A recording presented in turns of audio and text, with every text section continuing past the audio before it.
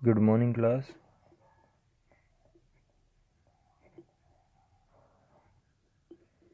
बेटा मेरे को ये सभी को बताना है विदाउट एनी हिंड्रेंस। कोई नया बच्चा है या कोई पुराना बच्चा है, इट्स ओके। सभी को इलेक्ट्रॉनिक कॉन्फ़िगरेशन मैं सिखा चुका हूँ, अच्छे से बता चुका हूँ। फिर भी इलेक्ट्रॉनिक कॉन्फ़िगरेशन किस किस को समझ नहीं आया है, ये मैंने देखा है कुछ बच्चों को समझ नहीं आया, इसलिए मैं दोबारा से वीडियो बना रहा हूँ। और इसमें अच्छे से कोई चीज़ अब यहाँ अगर दिक्कत कर रही है तो वो मुझे पूछ लेनी है, और अभी भी समझ में नहीं आया तो फिर दिक्कत हो जाएगी, ये दिक्कत का विषय होगा फिर, क्योंकि अब के बाद फिर बाई चांस ही मैं किसी को समझा पाऊँगा फ़िलहाल, क्योंकि कोरोना की वजह से बेटा बहुत कम काम हो रहा है, और इतने काम को भी अगर हम नहीं कर पाएंगे तो बताओ कैसे काम चलेगा। थोड़ा थोड़ा वर्क दे रहा हूँ, बिल्कुल वो आपको करना ही पड़ेगा। टॉपिक छोड़ना पड़ता है मुझे, बीच में ऐसी कोई चीज़ें आ जाती हैं तो बार बार मुझे बताना पड़ता है, पर इट्स ओके, मैं बताऊंगा, लेकिन आपको समझते रहना है।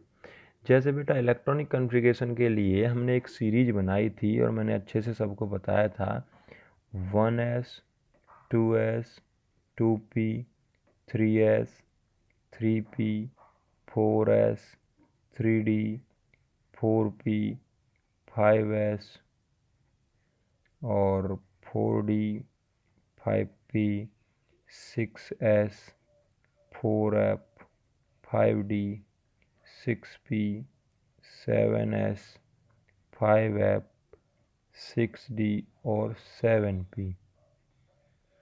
यहाँ तक जो ये था, ये सारा फंडा मैंने सर्कल सर्कल करके बताया था कि भाई हम इसको इस तरह से ऐसे सर्कल्स में कर लें। अगर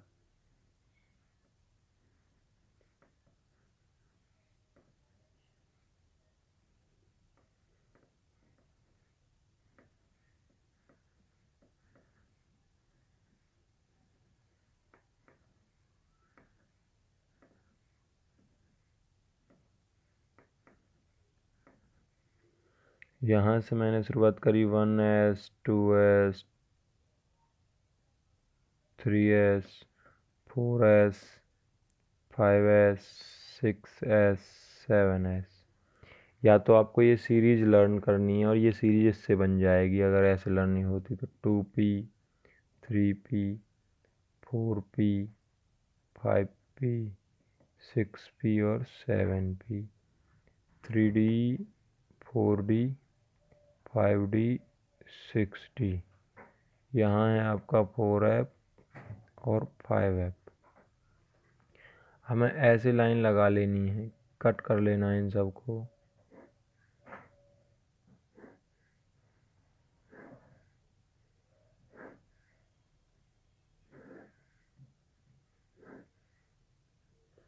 यहाँ से चलना है हमें सर्कल से होते हुए। सबसे पहले क्या है, 1S जाना विदाउट सर्कल है, आना सर्कल से होते हुए, फिर विदाउट सर्कल जाना है, फिर सर्कल से होते हुए आना है, ऐसे जाना और यहाँ तक चलते रहना है ऐसे। अब देखो इस सीरीज के अकॉर्डिंग 1S, फिर किसका टर्न है 2S, फिर किसका टर्न है 2P 3S, उसके बाद 3P 4S, फिर 3D 4P 5S। ये आबव प्रिंसिपल के अकॉर्डिंग सीरीज लगी हुई है। लोअर एनर्जी ऑर्बिटल पहले फिल करे जाएंगे, हायर एनर्जी ऑर्बिटल बाद में फिल करे जाएंगे। अब इसके अकॉर्डिंग जब हमने इलेक्ट्रॉनिक कॉन्फ़िगरेशन किया था, जैसे मैं हाइड्रोजन का कर रहा था, तो सबसे पहले हमें एटॉमिक नंबर लर्न होने चाहिए। हाइड्रोजन का एटॉमिक नंबर कितना है, 1 है। अब जितना किसी का एटॉमिक नंबर होता है उतने ही नंबर ऑफ इलेक्ट्रॉन्स होते हैं।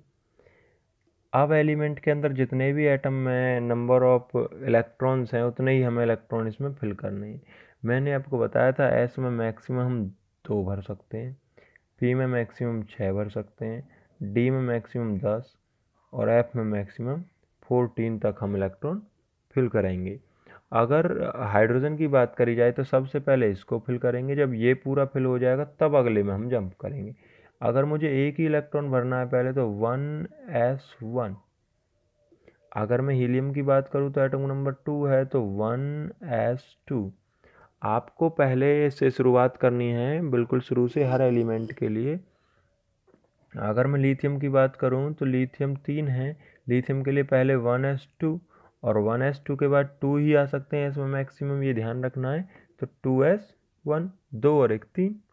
अगर मैं बात करूं बेरिलियम की, तो बेरिलियम के लिए क्या आएगा 1s2 2s2। लेकिन अब जैसे मैं कन्फिग्रेशन कर रहा हूं मान लो सोडियम का, तो सोडियम कितना होता है 11। अब सोडियम 11 है तो सोडियम के लिए कन्फिग्रेशन करते टाइम मुझे करना है 1s2 2s2 2p6 3s1। अगर मैं ब्रोमीन का कर रहा हूँ या रुबिडियम का कर रहा हूँ तो रुबिडियम कितना होता है 37। तो क्या होगा बेटा 1s2 2s2 2p6 3s2 3p6 4s2 3d 10 के बाद 4p6, तो कितने हो गए यहाँ तक 36 हो गए होंगे, और ये 5s1। अब हमें देखना क्या है कि बेटा अब इससे भी बहुत सारे बड़े बड़े कन्फिग्रेशन हैं। अब मान लो हमें किसी ने करा लिया 85 का कराएं, 86 का कराएं और 87 का कराएं, तो ये बहुत बड़े बड़े हो जाते हैं। तो इसके लिए मैं एक शॉर्ट ट्रिक लेके आया हूँ कि यहाँ करना क्या होता है, हमें सारी की सारी नोबल गैसेज को लर्न करना है, और वो हमें है ही, उसमें लर्न भी क्या करना है मैंने ऑलरेडी तुम्हें 10th क्लास में बताया था। ये helium, neon, argon, krypton, xenon, radon, केवल यहीं तक आप लर्न करोगे तो भी चलेगा।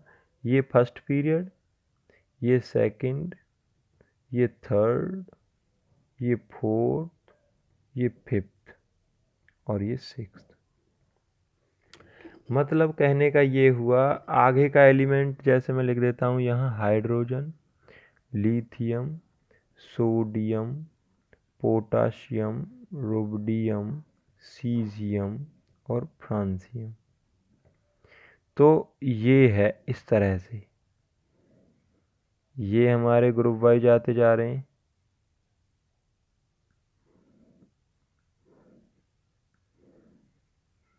ये हमारी प्रेडिक्टेबल है, ये 7 पीरियड हो गए। अब हमें लर्न क्या करना है, we have to remember that, हमें हमेशा ये बात का ध्यान रखना है कि मानो सोडियम का कन्फिग्रेशन हमें करना आ गया, सोडियम का एटॉमिक नंबर हमें लर्न है कितना होता है 11 है। बेटा सोडियम के कन्फिग्रेशन से पहले हमें ये ध्यान करना है कौन सी नोबल गैस आती है, सोडियम से पहले कौन सी नोबल गैस आती है, सोडियम से जस्ट पहले जो आती है वो है नियोन। कौन सी है, नियोन। अब नियोन को लिखना है तुम्हें केवल, और यहाँ लिखोगे नियोन 10, ना भी लिखो तो चलेगा क्योंकि नियोन का मतलब भी 10 ही है।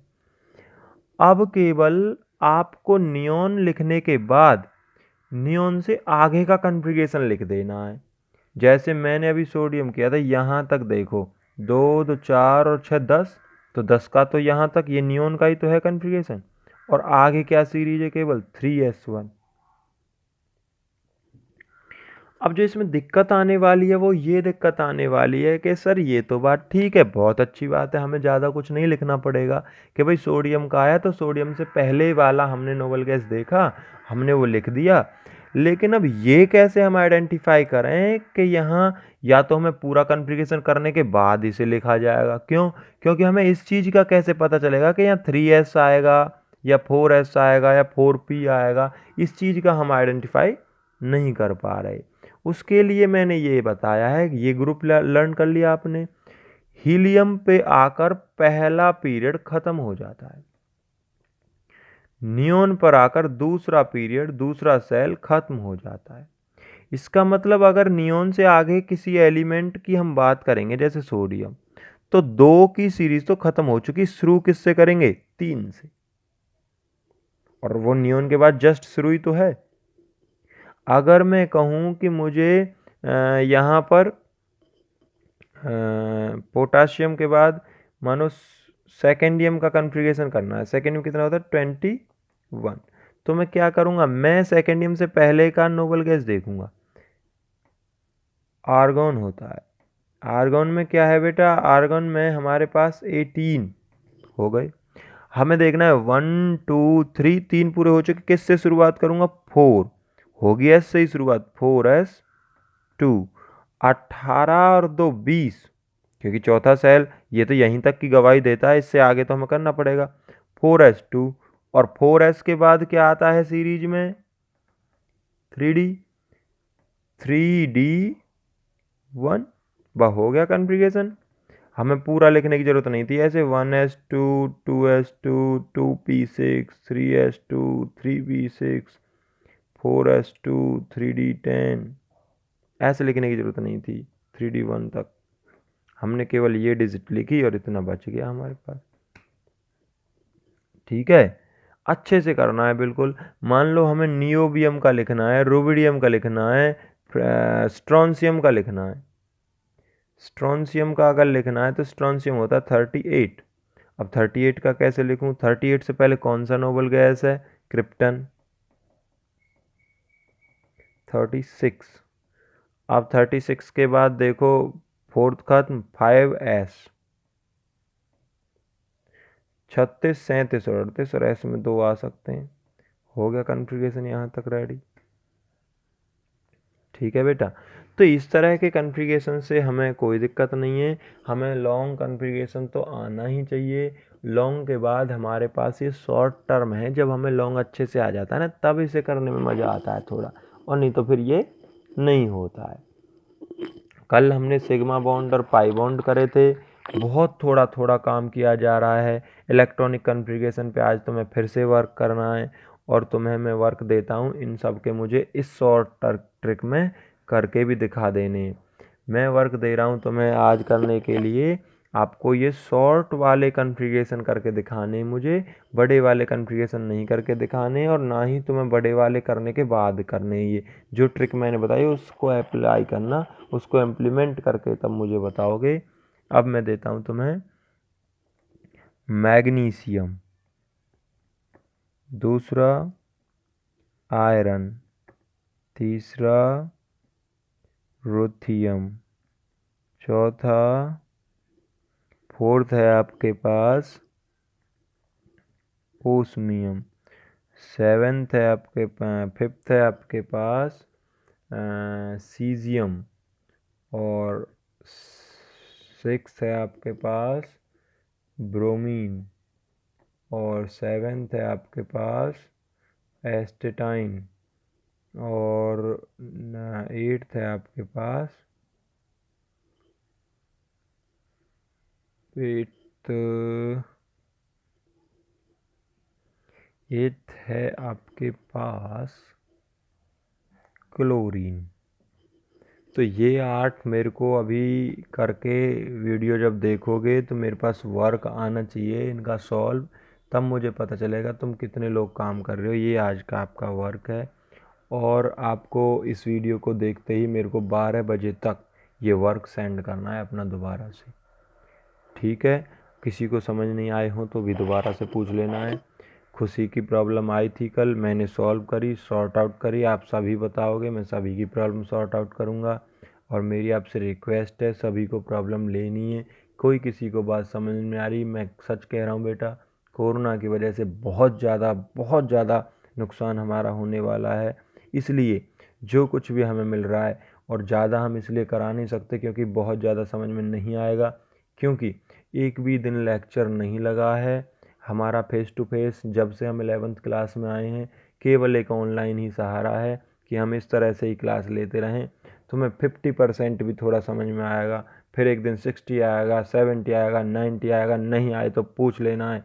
और जब क्लासेस लगेंगी एक बार फिर से रिपीट कर देंगे, या फिर पहले दूसरा सिलेबस ख़त्म करेंगे, अगर टाइम बचा तो इसे रिपीट करेंगे, अदरवाइज रिपीट करने का टाइम नहीं मिलेगा। मैं इसलिए कह रहा हूँ जितना कराया जा रहा है वो सारा का सारा बेटा आपको करना है। Thank you.